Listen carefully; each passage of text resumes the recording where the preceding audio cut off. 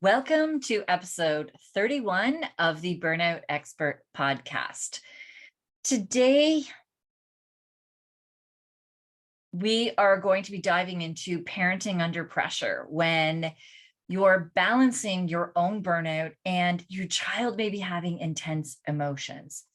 In our last episode, where I was interviewing Lara Johnson, we explored the challenges of parenting a child whose nervous system is constantly firing, just going where they can go this lightning fast reaction, 0 to 100, from calm to anger and even rage in this blink of an eye.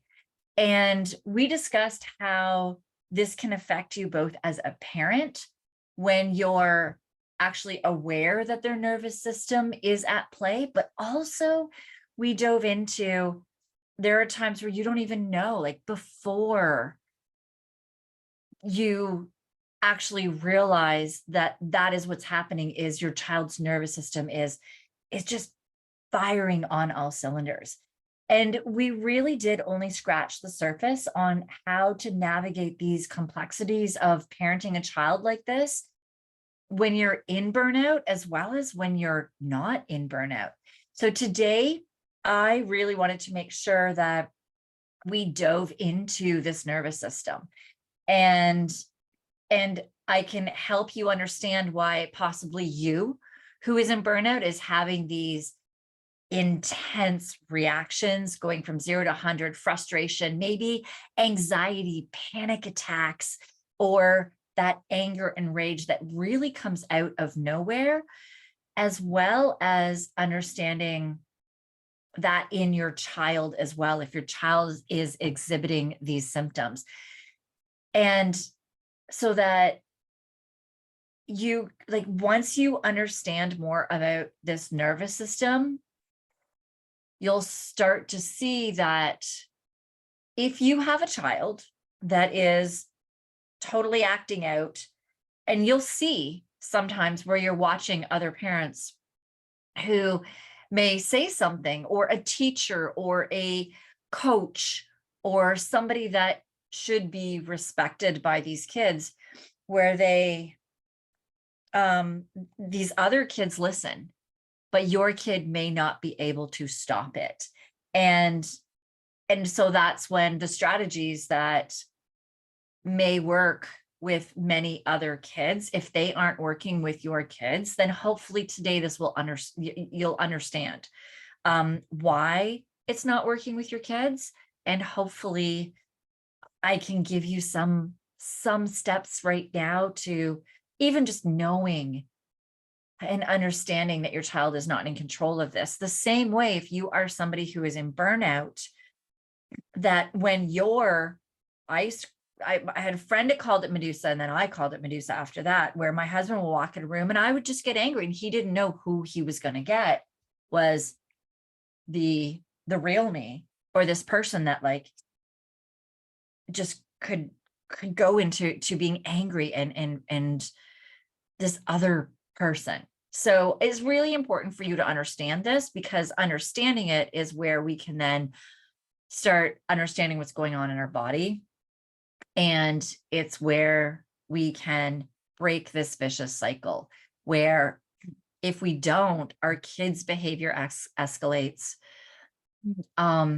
which then pushes your system more, which pushes you more into burnout, which then starts getting you either into more anxiety, into overwhelm, deeper burnout, maybe more anger and rage in yourself as well. And it's just this vicious cycle. And so my hope with this is that I'm able to give you some clarity and to understand some things that we can start doing now to start breaking that cycle. So let's first dive into your brain and the nervous system. So you've heard me mention before in the past how our body does not have this filter to know what a stress is, like what an intense stress is, a stress where you actually should be fighting and should be fleeing. Our bodies don't know that.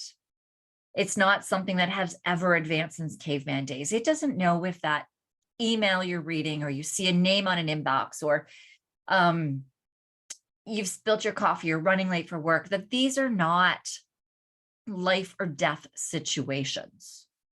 And the thing is that your body reacts the same to so many of these stressors. And we are getting more and more stressors in our environment with more blue lights. I live in the city. There's lights everywhere. When you go downtown, like just all the billboards, all the screens, everything's lit up and bright. And that alone is a stress on our body that never used to be there. The way that social media has come in and keeps pulling us in, that's a stressor nowadays too. Like there's so many stressors, the toxins that are out there that never used to be, the degree of the toxins that are out there. So there's so many stressors that are adding up onto us and into our body. There's just, it really is adding up. And the thing is that our brain perceives stress. And when it perceives this stress, it then signals the stress nerve, hey, you need to get into that fight or flight state. And it puts you into this hyper arousal state. It pumps cortisol, adrenaline, epinephrine and stuff all throughout your body. And it just becomes too much. Now, when we're looking at, we'll look at burnout, and we'll look at kids like we spoke of in the last episode, like my son. So in regular burnout, you have a bucket that I kind of talk about, where this bucket holds your stress. And when that stress bucket gets too full, then your body can handle less and less stressors. So you don't get a good night's sleep. Your body struggles more than it used to. You're going to the gym, but your bucket is so full that your body can't heal from workouts, which your body during a workout is supposed to break down micro tears in your body, in your muscles, and those are supposed to heal better and stronger. But when your bucket is so full, you lose that ability to do these things. You start getting more injuries, and you get more colds and flus. Your body can't heal and repair. And you get more heightened reactions to smaller and smaller and smaller stressors. So that's what happens when you're in burnout. And the thing as well is this nervous system is like a muscle.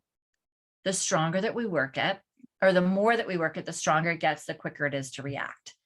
And so when we have all of these stressors that are in our environment, our stress nerve then becomes so strong as well that if we're also, so we have all these stressors, but if we're not working our resting nerve, then it starts getting so overpowered by our stress nerve that our stress nerve is kicking in constantly, kicks in faster and faster and faster to smaller and smaller stressors. So you take a child, so that's with burnout as well. When you take a child that has heightened senses, you take an autistic child, and they take in information at an astronomical rate. When they are into a subject that they are into, the amount of information that those kids can take in and entail, and the speed that some of them can take it in, depending on the type of autism that it is and the stages of autism. But there are studies that even show with kids that are nonverbal, their brains still are working miles a minute, that there's ways that technology has been able to help those kids to be able to see how fast their brains work. They're also so much more aware of their environment. So my son possibly may have PDA, which we said was pathological demand avoidance. It's where any demands that are put on them sends them into a stress spiral. And their bodies, as soon as they get a demand on them, which is put on your shoes, here, it's time to eat dinner, all of these things, it's like, oh my God, I can't stop what I'm doing and transition and switch, and I am stressed. My son as well is, and you'll find this as well with kids, if you have a child that may catch on to things super, super fast, their brain may be firing so fast that everyday things stress them out, that it becomes so much of a stress for them. So we tend to have these typical stressors that people talk about. So these typical stressors are, as I was saying, like stress from your job, stress from finances, stressors from being tired.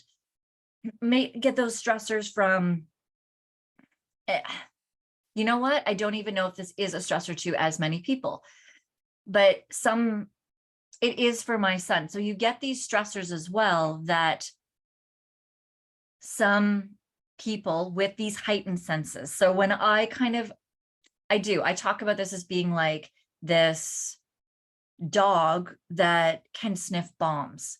Well, my son and myself in this situation, we can smell things. So if we're walking down the street, we can smell fabric softeners. We can smell synthetic fragrances. Now, synthetic fragrances, if you dive into the science of that, synthetic fragrances, any synthetic fragrance, they disrupt your hormones, and your hormones manage your moods, manage your stress levels, manage so many things that are happening in your body. The thing is that for most people, they actually love the smells of colognes, of like, oh, the fabric softeners and the dryer sheets. Some people love those smells so much. And that's what draws them into buying those things. And they relate that as being a clean scent. Shampoos, conditioners, soaps, all of these things, toothpaste.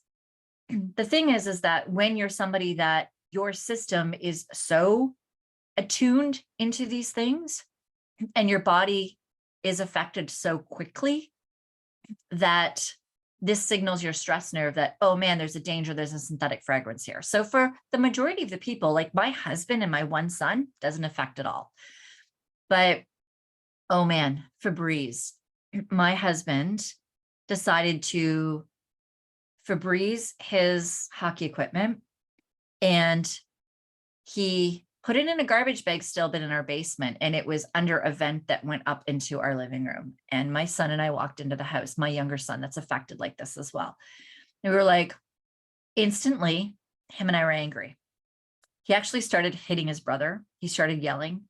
I'm sitting there looking at my husband going, what's that smell? What's in this house? What did you put in here? And I'm getting madder and madder and madder at him as I'm in the house. And he instantly knew. He's like, crap, how did you smell that in a garbage bag tied up in the basement? Like, we were in the front of the house. You have to walk to the other end of our house and down the stairs into the basement to get into our basement. Like, and we could smell it. And he instantly brought it outside. Ended up having to take it to work until the smells were out of it enough that he could bring it back into our house. He couldn't have put it into the trunk of the car because anytime we'd be in the car, then we would just be like angry.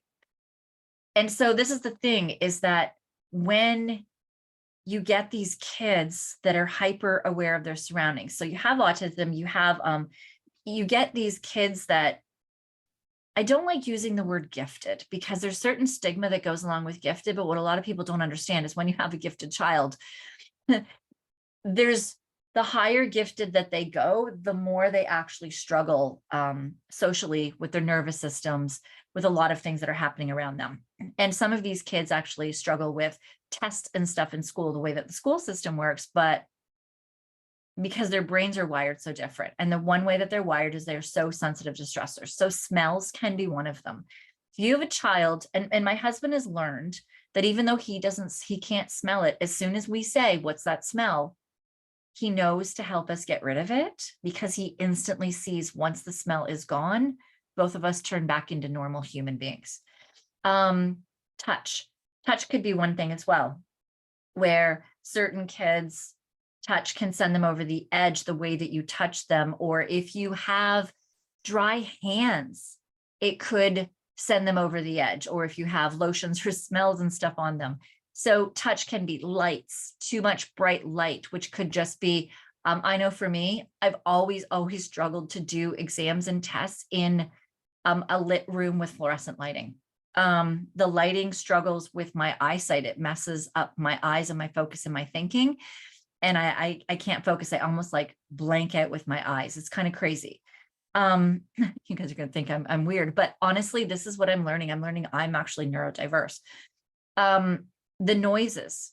So there's certain noises, certain sounds. You may have a child that if you have like the sync on, they can't hear you. They can't hear what you're saying. But then there's other times where they hear you whispering up in a room, like a floor above. And you're like, how the heck can you not hear what I'm talking about when I'm right in front of you? But you can hear the small sounds far away. And that is because their hearing is actually extra hearing, that they hear all these sounds we don't hear, that sometimes they struggle to filter them out. Some of these kids as well, and adults, hear different things in their left ear versus their right ear. So they can take in two conversations, but they have to process two conversations. And it can get overwhelming. So if there's music playing and a conversation going on, they may not be able to hear you, or you might start noticing as well that they get more frustrated, they get more angry, they're not able to focus. And so because of that, they get agitated, and you're like, but it's just music, right? But it's just overstimulation based on what's happened in their day. So my son could hear every chair scrape. He could hear kids sighing in school, any of the little side conversations, any of the noises. He's in an old school where things reverberated. So anybody be walking down the hall, he could hear all of these sounds. That focusing then on what a teacher's saying is really tough. So that's where we get as well sometimes with this ADHD symptoms where kids can't sit still, kids can't focus. Quite often it's actually an auditory processing disorder. There's definitely 100% ADHD, but auditory processing disorders are often missed because you need a special audiologist to test these things in a child. And so my son was so overstimulated in school that he couldn't make it through the day. There's days where he could not get through the front doors. He'd be like, his friends, he really liked his friends, but he'd be like, oh my God, they're so loud, mommy. And then there was one day where there was a spider as they went in, and a bunch of kids screamed, and he was done. He was so done, so overtaxed, so overstimulated from the noise and just the commotion, that he explodes. And then I'd get calls from his teacher, he's about to explode, or he has exploded, he needs to come home. That I was getting so many calls of this. Then I ended up taking him out Tuesdays and Thursdays. And I ended up, and I would just see a difference when he'd be home, but I could not make a noise. I needed to work upstairs. I needed to be quiet. I couldn't listen to a podcast downstairs. I couldn't make too much noise while I was making lunch, because it was still too much stimulation. That once I took him out 5 days a week, Monday to Friday, and he got quiet Monday to Friday, he started calming down. His nervous system wasn't being taxed. So if we go back to this nervous system thing, all of these things were taxing his nervous system, all of them. And we don't, I know the smell one with him. I slightly do the lights, but the noise I didn't get. And once I saw him being home Monday to Friday in the quiet from 9 to 3, while his brother was at school, his dad was at school, I worked upstairs, and I just saw the quiet, and I saw the change in him. It was, well, what are we now? So that was September, October, November, December, January, February, March. I think it was February-ish. He was like, Mom, I want to do swim lessons. So I'm talking 6 months, 6 months of him being quiet, 6 months of him not having to smell all those smells at school, 6 months of him not having to have all the lights at school and all of the sensory stuff at school, that he was able to finally go back to swimming lessons. And the thing is, for him, a swimming pool, a gym, or a hockey rink where all the reverberation happened used to send him through the rails. He would walk in and go, I can't be in here, we got to get out. And he would just be yelling at us. He was like, this is horrible, I can't, I got to get out, and he would almost just want to just run, because the sounds and all that was too much stimulation, because he never had the quiet. So what we found is now, like, he's had this quiet, that he does his Pokemon tournaments. He now is swimming. He'll go and do parkour. He's able to get out and go more. He's actually talking to other kids outside a little bit more now.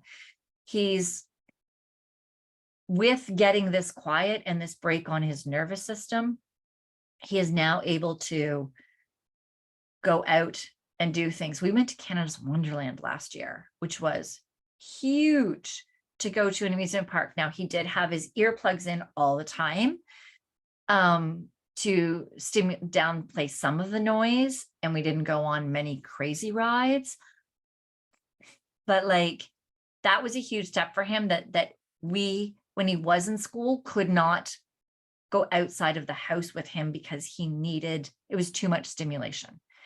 So when we start thinking of this as the nervous system, and we think of all the stimulation that we get during the day with all of the things that we do, now an extrovert loves it. Introverts tend to need more of that quiet space and time in order to then go out and socialize and do all of those other things. I know for me, I love to be having these deep conversations and things with people, but I need that downtime after as well, because it does stimulate my nervous system. And when you are burnt out, you don't have those capabilities in your nervous system to process just the basics, the little things. With my son too, dyes and coloring, like he doesn't eat any candy, sugars in them.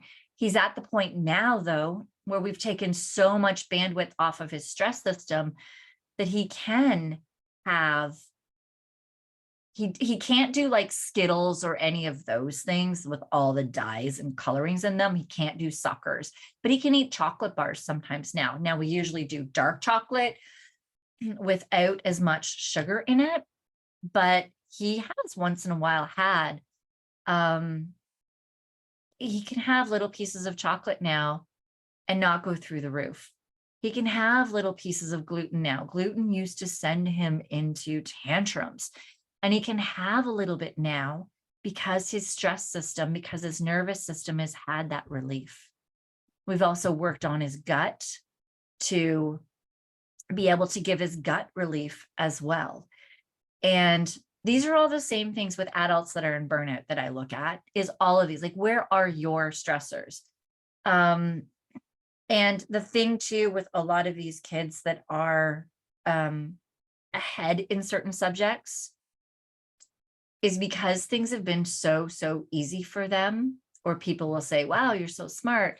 They expect, the levels of what they expect that they can do are unrealistic. Their perfectionism beats on them so much that they expect themselves to be able to do things that, like, I look at my son and I'm like, professional athletes can't even do that. But because his memory processing is so quick, he does every sport left and right-handed, but he can't play a group sport, soccer, baseball, any of those things. One reason is because of his perfectionism on himself is so high.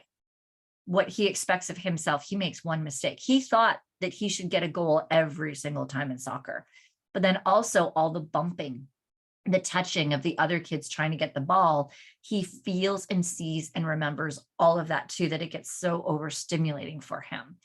So there's just so much with this that we've had to make sure that he has a really good amount of time during the week where he is not overstimulated, so that he can actually go and do some normal kid things.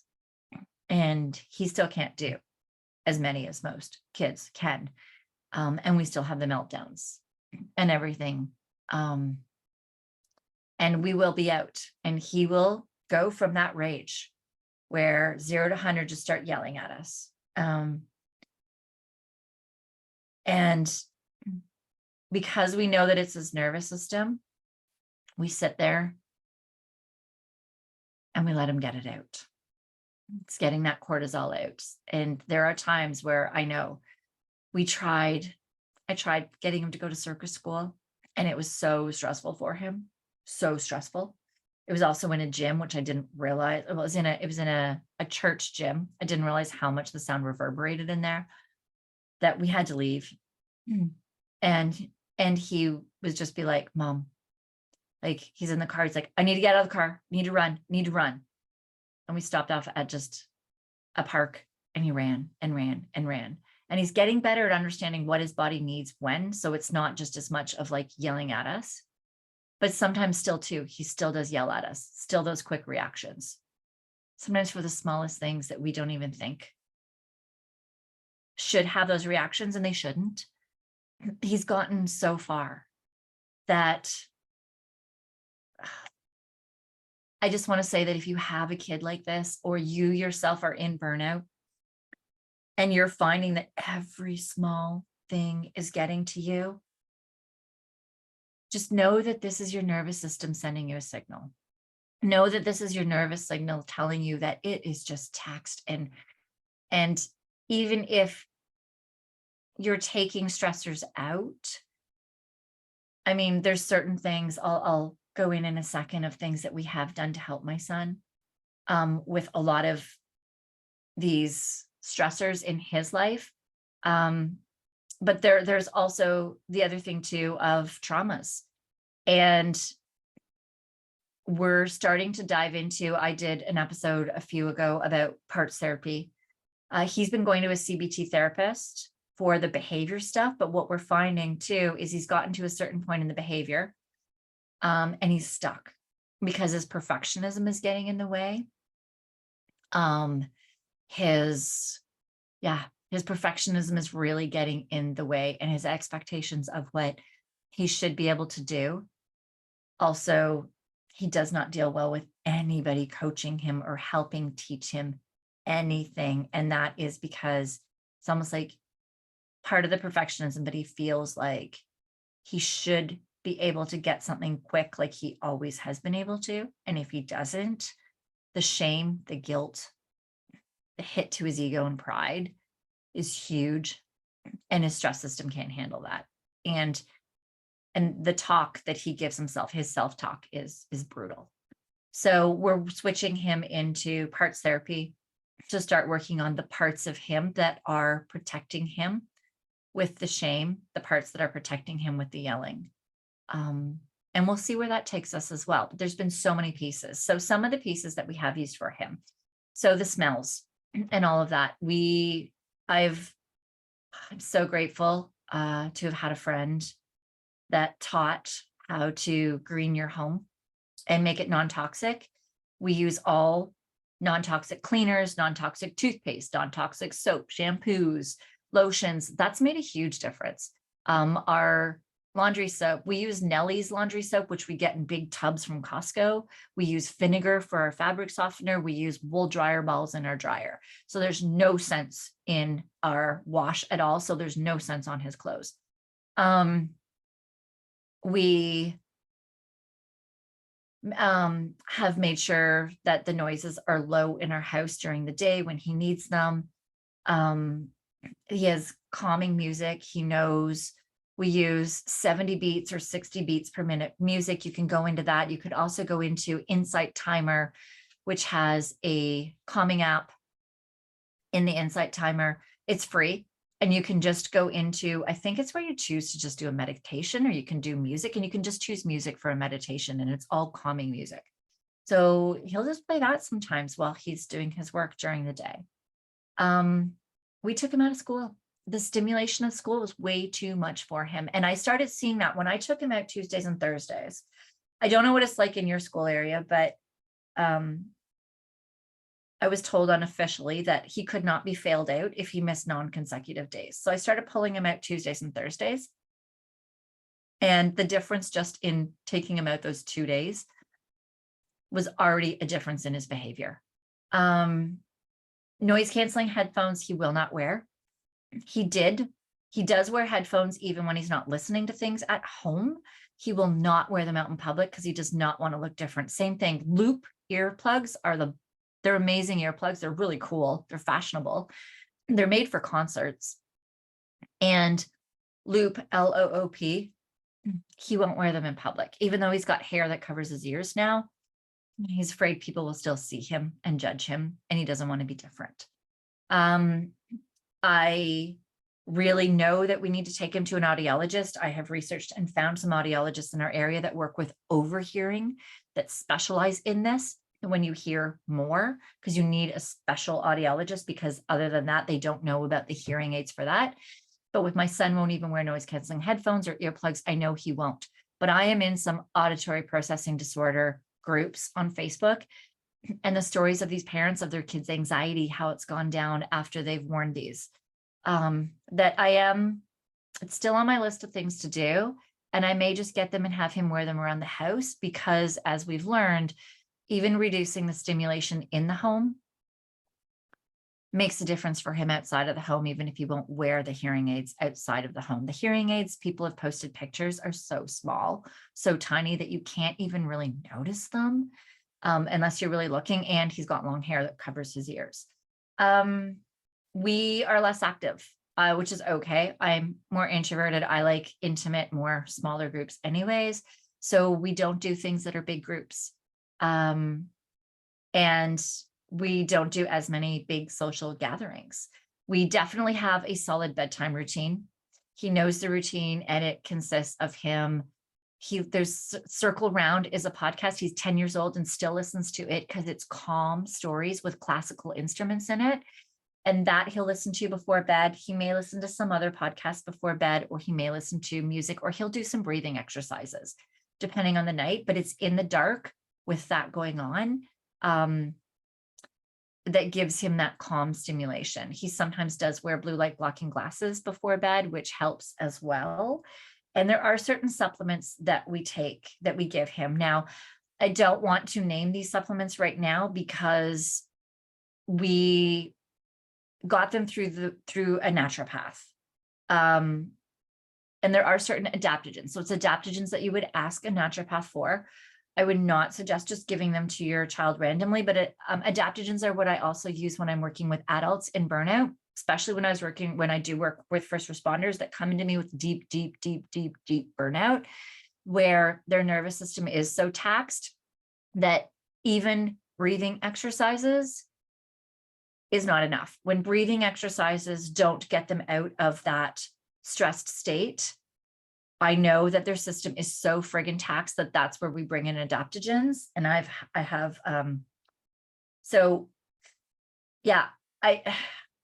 not going to tell you the names of them that I give my son, because there are contraindications with them, and it is best to do that through a naturopath or a functional medicine doctor, a functional practitioner, holistic doctor for your child. But what they do is they work on anger, aggression, ADHD symptoms as well, are definitely helped. So there are some, like my husband now, my kids are actually at a birthday party right now, and my husband brought one of these adaptogens that he uses just during the day when his stress system is completely taxed and he's beside himself, or we start seeing he's getting amped up. We start seeing at a party that he is kind of getting out of hand. He's starting to get agitated by things, but he won't always take it then. That if we can catch it early enough, sometimes we'll even just give it to him before a situation like that, so that we know he will have the support for his nervous system. So what certain adaptogens support the nervous system, and they've been a godsend. We actually, one of them I had stopped him taking for a while, because I was like, hey, he's doing really well. And then he was really struggling. He was struggling in his therapy. He was struggling in the day. And I was like, what is going on? I'm like, I stopped the adaptogen and put it on because it was also helping his sleep. When he has this adaptogen, he has better sleeps, which are huge, because there's one that he does during the day for his nervous system regulation for anxiety, and there's one that he takes before bed that helps with sleep. And so when he's been taking that with an adaptogen, if you do this, you need to know that 3 weeks or so, you need to cycle it off for a couple of days so that they don't adapt to the adaptogen. The adaptogens, they're all plant-based, and they just really are support for the nervous system and for anxiety. And just honestly, huge difference in his life, that he sees the difference, that he makes sure he has it every night before bed. And when we cycle off of it, we make sure that it's going to be 2 days where we make sure that the next 2 days are calm. We don't have a lot, that we're not asking a lot from him. And sometimes even on those days, I'll be like, yeah, you know what? He doesn't even do his schoolwork because of how much it does actually support him. I will also say melatonin, I hear a lot about in with autism, and saying there's a lot of studies that say that melatonin helps with autism for their sleep and stuff. And yes, those studies may be correct, but I'm always very, very, very, very cautious with melatonin, especially in females, because there are studies that I've seen where pre-puberty melatonin can affect females pre-puberty. I do. Sometimes there's nights where I'm like, ooh, he is so wired, and I will give him, but I give him half of a 3 milligram pill. So I give him 1.5 milligrams, and that's it. Never go higher than 1.5 milligrams with him. And that's all he needs to just downregulate. I've been told by a practitioner once that what the synthetic melatonin does is it actually stimulates your natural melatonin to kick in. So you should not need higher doses. That adults, I would never, ever recommend for the burnout clients that I work with, the adults that I work with, to ever do more than a 3 milligrams of melatonin. And then the other thing that we do with my son, so we also give them magnesium as well. But my one son, actually, one of my sons, it works amazing for his sleep, and the other one, it doesn't. We do magnesium biglycinate. And then the last thing that we do for my son is we make sure he's fed. We find with him that his blood sugars, when they lower, that's when his nervous system really, really struggles. When we start seeing him amped up and I'm like, oh crap, he's hungry, I wasn't on the ball. Even if it's dinner, if there is dinner and he is so amped up and he can't eat the dinner, I'll make him a PB&J. And you have to understand, my background is in nutrition. I've always been like, your kids eat what is served at the table. But what I have learned is when his nervous system is so taxed, he just can't, that I will give him, he doesn't want to eat at the table. He needs to be like in a quiet space, quiet room with his PB&J. I'll give him that. Once he's had the PB&J, he starts to be a human again, and he'll come to the table and he'll eat his dinner. So I've learned that it's snacks. I make fat bombs for him. I try to have a lot of different snacks that I know that he really likes. Smoothies sometimes, even if I know he's getting amped up before dinner, I'll make a smoothie super fast and give it to him just to get his blood sugars up enough to support his nervous system so that he's going to be okay to eat dinner. And these are counterintuitive to how we're taught and how we parent and how I was taught with all my nutrition, right? So the thing is we really have to be in tune with the nervous system. And this goes with us too in burnouts. This is the same thing when I'm working with clients, with adults. And it's fascinating because once I start seeing certain things, if I start seeing a client is neurodiverse, I start asking them about their kids, and then they start teaching them things that I'm teaching them with their kids as well. And it starts helping.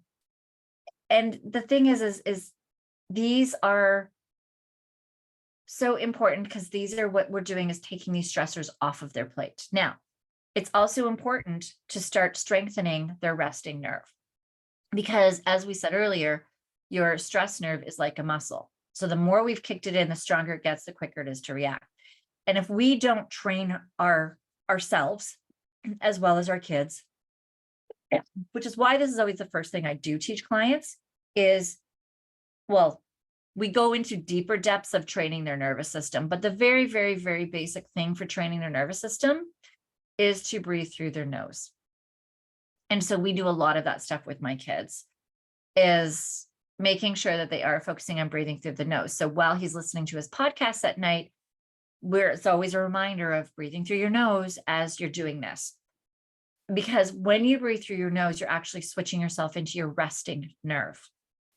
Now, as I said too, there's times where he can't, there's times where he's yelling at us. There's times where you are going to be like, I mean, as an adult, you know the rationale. And if you start catching yourself when you're switching into that anxiety, that overwhelm, that anger, rage, and you're like, oh shit, my nervous system's taxed, you can start breathing through your nose. And slowly. That's it. Now we can get into advanced ways. We get into all different ways to start training your resting vagus nerve as bigger strategies, but that's the first thing that I would teach anybody who's overstimulated. And I mean, I'm so proud of my son. Last week, he was on his computer and he was having a tough day. And so we got off of his computer. He was trying to do his work. He was struggling with the answers to questions. His brain just wasn't working. And he went and rested on the couch and did his breathing as he looked out the window and watched our cat, who was at the windowsill. And he told me after, when I came down, he goes, I didn't get all my work done because he goes, I wasn't having a good day, so I stopped and took a break. And then he told me what he did for his break, and my heart swelled. I was so proud of him. He's 10 years old and he's learned these strategies. Does he have meltdowns? Absolutely. Is his nervous system completely taxed still? Yes. He does not do courses or classes with a teacher teaching still, nothing teacher led. It has to be all self-based. There's things that gets him, but more and more and more, I'm seeing him use these tools. And I'm just so proud of him, because there's so many tools that adults don't know. That's what I teach my clients, and he's pulling them out. And that's your resting system. And it's hard. Guys, this is hard as heck. I got into what I do because of my son, because I was pulling out all the tools. I thought he was in burnout, which it may be that he was solely just in burnout and was born in burnout because I didn't have the tools to support him because I was in burnout when I was pregnant. That may be, that's the story I've always told myself. But as I'm diving more into this neurodiversity and PDA, with this form of autism that he may have, which is one where they don't see themselves any different with anybody in authority. My husband's a police officer and he doesn't see himself any different than them. They have to earn the respect from him. Like it's crazy. Like any lessons he does, like right now with swimming, sometimes the teacher will be saying stuff to him and he'll just keep swimming off, which is so rude. And we're working on it in therapy and diving deep, but I'm wondering what came first, the chicken or the egg? There's so many kids out there with these taxed nervous systems. There's so many kids out there with ADHD, with autism, with auditory processing disorders. I look back and I have some of these neurodiversities in the sense of like the way that I learn and how fast my brain works and stuff like that. Definitely not as fast as my son, but it's fascinating when I start diving into this. What did come first, chicken or the egg? Could it have been that one or both of the parents, while pregnant, were in burnout and absolutely stressed? I do see this a lot in the first responder world. Miscarriages. I had miscarriages, which are signs of burnout. And so many of the first responders that I work with, where if they are a female responder that had kids, or responders, spouses of a responder, which I will say is not an easy life at all. And I wouldn't change it for the world. That I'm wondering if it's the stress as well, that maybe the mom or the dad was in burnout and something was transferred to that child. And maybe a lot of these things that are occurring in our kids are actually the result of burnout, of a taxed nervous system and all of that stuff. I don't know. I really don't know. But what I do know is the burnout stuff that I teach adults is working on my child who is neurodiverse and has all these symptoms of this stage 1 of autism, and it's working. I'm just grateful that it is, but I wonder if there is that connection. So there's that with the kids. But there's this other thing. If you are the parent that's in burnout, I've been there. It is hard as heck. When you never wake up with your battery charged, when your eyes, just opening them takes energy. The simple things, making kids lunches, just getting yourself a glass of water or getting yourself like dressed in the morning is exhausting at times. staying calm, not being overwhelmed where anxiety is ruling you, is hard as heck. It's hard as heck when you have a child that does listen. Our one child is like so good, loves rules, loves checklists. He's the kid in class that the teachers are like, love having him in class because he sits there and does everything he's told to do. So we have one of these kids, and it was hard to even parent him when I was in burnout. And then we add a child that is neurodiverse with this really taxed nervous system. It's hard. It's hard being yelled at all the time. It's hard when your child is struggling all the time and you're struggling as well. So what I would say to you is that give yourself some grace. I'll say that you will make way more progress with your child if you take care of yourself first. It is not selfish to take care of yourself first at all, because you actually will make faster progress with your child. You'll have a better relationship with them, and you'll be able to have a happier life. And everything that you learn in burnout, as you've heard today, are also the things that you can be learning and teaching your child as well. So taking care of yourself is also taking care of your child. My son has seen me on days where I am exhausted, where I have headaches, where I'm perimenopausal right now. And there's days where headaches are just coming out of nowhere. I've never had headaches with my cycle. And I'm like, oh, and I know that I'm transitioning from one phase to another. And I'm like, oh crap, it's day 7 and I've got a major headache. And I'll just come down and be like, I can't work today. I can't focus. My brain's foggy. I'm like, let's just sit and watch Sheldon, or let's just go for a walk. And so he sees me doing these things to give myself my grace as well. He knows then that I have to do the work when I'm feeling better, but I do it. But I give myself the grace when I need to. And he sees that. And that's what allowed him to give himself the grace today. He sees me getting angry and me being like, oh, guys, I have not slept well. My HR, they know too, like my HRV, all the stuff I talked about with Whoop and Aura. My one son wears my old Aura ring, and I am going to get my other son a Whoop band. And the thing is that they know these stats. Be like, oh, my sleep stats weren't good. My HRV's low. Was low today, and I'm struggling to be calm with you guys. So if I'm yelling at you, know that it's not helpful, or that it's not you.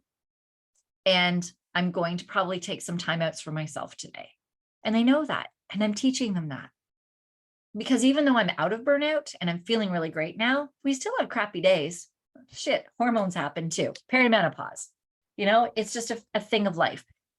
We're thrown curveballs in life. Things happen. We go out and we eat this big, fun meal that I know for my husband, he's Chinese, and they went, and at first I can't go because I can't eat the food, but he went for his mom's birthday, and my one son went with. And the next day, both of them were a little moodier, were a little on edge, but they had a great time and they enjoyed it. So the thing is that these tools that you do learn as well, if you're implementing them to get yourself out of burnout, then when you're just have life hits you, you know how to still manage them. You still have those tools that you take with you forever. And these are tools to teach your kids. We knew my husband and my son would be a little off the next day, and we told them. So we're like, okay, so we're not going to do anything the next day. The next day is going to be really clean eating. We made sure that we planned our eating ahead of time. So we knew that it was going to be clean, healthy eating to get them back on track. And they knew to hydrate themselves. And we knew we were just going to have a chilled, relaxed day because that's all they could handle. We knew that my husband would have a nap in the afternoon. So you learn how to do this. So parenting is tough when you're not in burnout, right? When you're in burnout, it's hard as heck. Give yourself grace, take care of yourself first, and then you'll be better able, you'll have more tools, and you'll be better to take care of your kids. I hope that this has resonated with you and has helped you. This is like a big part of my life. This is what I do. This is what I eat, sleep, and breathe is my child, and making sure he's going to be okay, and learning all of the tools that I do teach to help my child, and get people out of burnout. So if you would like to work with me, if you go down into the show notes, there is a link. You can book a 15-minute call with me where we can chat. If that goes well, where we do feel, hey, what you're looking for is what I do. If it's not, I will refer you elsewhere. I don't believe at all I believe that it has to be the right time, right when you're ready for what you're doing. So we can have a quick chat there. If that works, then what we'll do is we'll do a free session. And on that free session, I'll get to know you more. We'll dive deeper into all of your stressors, what's going on. I'll be able to link a lot of things for you. And we'll lay out a plan of this is what we can do together. If that works, then we can talk about what it looks like to work together. I do one-on-one sessions at the moment. I am booking some. If people just want to do an individual session because they don't want to commit long term, we can do that. And then I do have reduced rates if people want to book like 6 or 10 sessions with me at a time. That's it. Some people, 10 sessions is enough depending on where your burnout is. If you have a child like mine, then it will be more frequent, or not more frequently, but we spread them out over time. And we work together how you are. How you are. We work together at a pace that works for you. And we do have a time frame though with the sessions. 6 sessions need to be worked in 3 months, used in 3 months, 10 sessions in 6 months. And I have clients that every once in a while call me up and there was a change with their job or a change in a stressor in their life. And they're like, oh, I need to talk to you and figure out tools to handle this certain stressor. And we'll do that over time. So I have clients that I've had for years that pop back frequently, and we work together when we can. So it's a mutual working together. So if you want, go down into that link, book a 15-minute with me and my schedule, and we'll go from there. I have my other links as well. burnoutexpert.ca is my website. Working with first responders, 911lifestyle.com, and other links are down in the show notes. Any questions? My email is also in the show notes. Email me and I will answer them for you. All right, take care, and I will see you in the next episode.